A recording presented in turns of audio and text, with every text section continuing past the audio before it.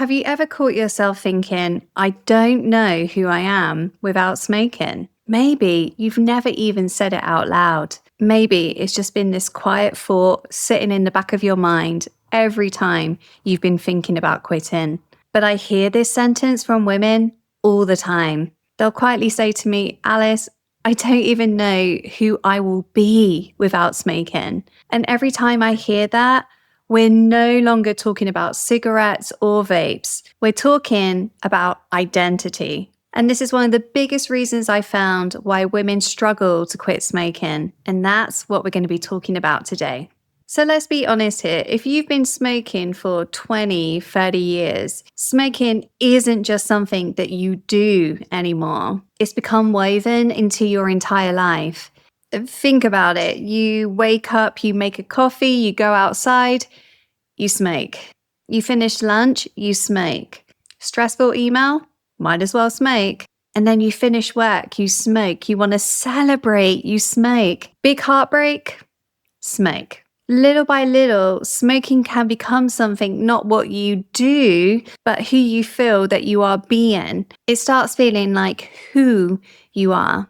And this is now an interesting problem because when people start saying to you, hey, I really wish you would quit. Why can't you quit? Just stop. They're not simply asking you to stop smoking. They're asking you to let go of a version of yourself that you have known for years. And that can feel scary, right? Because suddenly you're thinking, well, who am I then? What do I do when I drink my coffee? How do I take a break? How do I comfort myself? How do I fill my time when I'm feeling bored?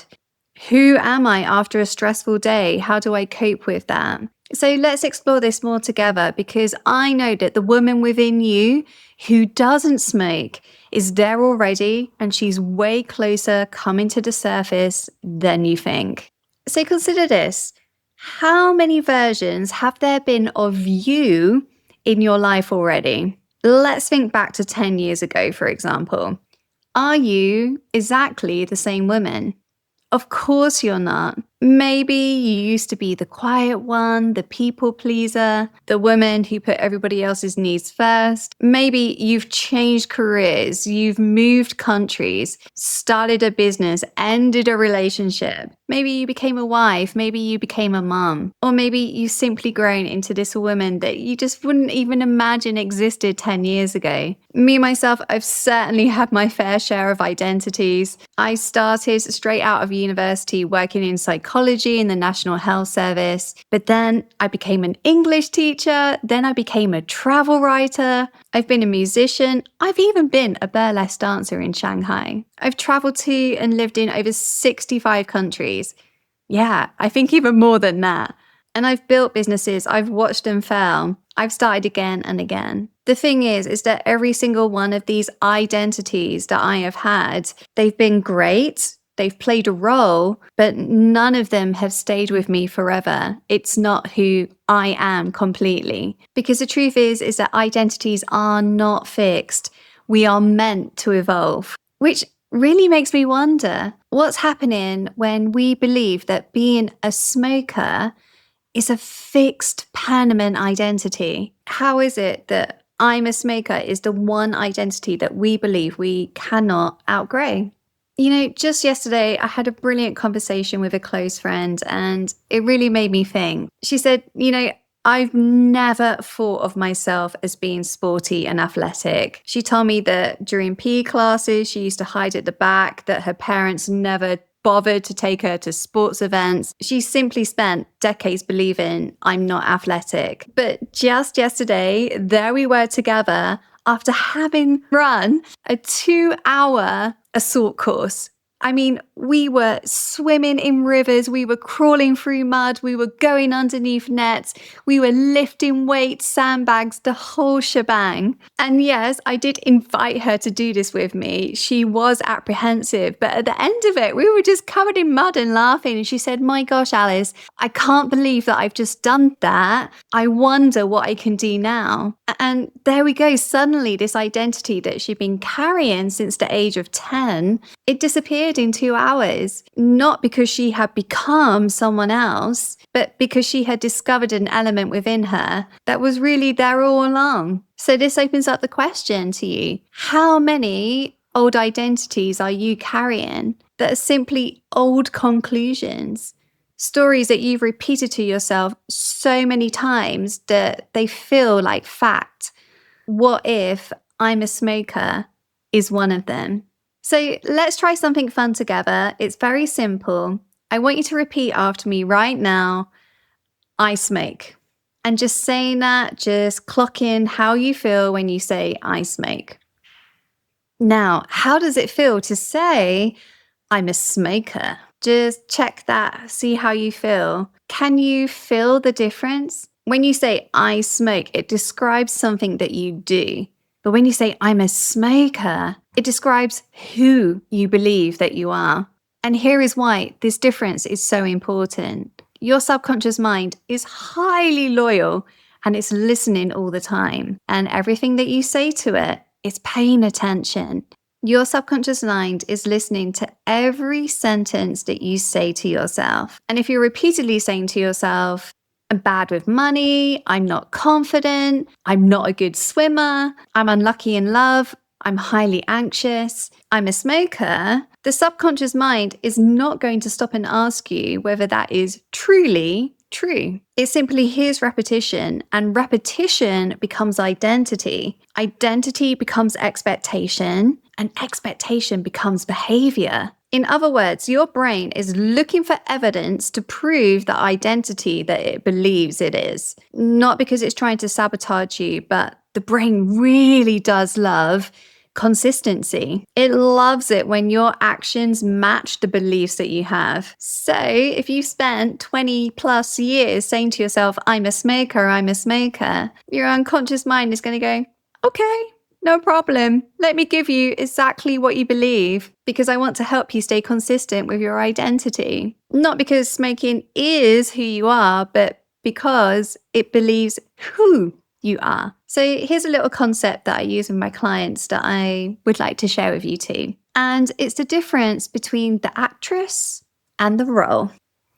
So I want you to think about one of your favorite actors. They might have played a villain or a superhero. Maybe they were playing a very wealthy woman in one movie and maybe in another, a desperate woman. Regardless of the role, whether they're a villain, a superhero, rich, poor, clever, not clever, they were playing a role. They wore the same clothes for months and months while they were making that movie. They were learning their lines, thinking that character's thoughts, feeling that character's feelings. And we've seen it. Sometimes actors, actresses, they can become so immersed in that role that the lines start to blur, right? We don't know whether it's actually them or not. That is the art of acting. But then the film finishes. The costume comes off. They go home. And the truth is that they never really were actually that character. They were always the actor. They were always the actress. The role was something that they simply stepped into for a period of time and then they stepped out. And smoking is really similar. At some point in your life, at a certain time, you wanted to smoke for a particular reason. It could have been stress, rebellion, excitement, comfort, loneliness, connection. There's so many reasons that women smoke. Whatever the reason, it made perfect sense to you at the time to smoke. And there's a good chance that this role of being a smoker was protecting you in some way, giving you something that you genuinely felt that you needed. But the problem is that over the years, as you were smoking, this could even be months. If you're smoking even for a couple of months now, it's enough. The behavior keeps going and going. And instead of I smoke, you start believing I'm a smoker. But here's the beautiful thing. You have always been the actress, not just the role. Being a smoker is not the whole truth about you. In fact, it's just something like a smoking jacket that you have chosen to put on, and you can choose to take it off. Smoking is simply one version of you, one chapter, not the entire book. So, knowing this, your story can be rewritten. Roles can be stepped out of, identities can evolve. Which brings me actually to my tree. I'm looking at it right now outside my garden. Every morning when I drink my coffee, decaf, by the way, because I've recently come off coffee, just a test. But when I look at this tree and I'm drinking my coffee, I think, every year this tree sheds its leaves. It lets go of what is not serving it for the next season. If this tree did not let go of its leaves, it would not have space for the new to emerge. And you and me, we are far more like trees than we realize. We're meant to grow, we're meant to change, and we're meant to outgrow identities that no longer serve us anymore. Maybe being a smoker is one leaf that you want to let go of on your tree. And in the non-smoker method, this is exactly what we look at. Through conversation, we discover the roles and patterns that have been keeping you stuck in the smoking. And as you can see, those patterns and beliefs and behaviors that are going on, it opens up your choice about whether you want to keep the smoking jacket on or take it off and walk away from it permanently.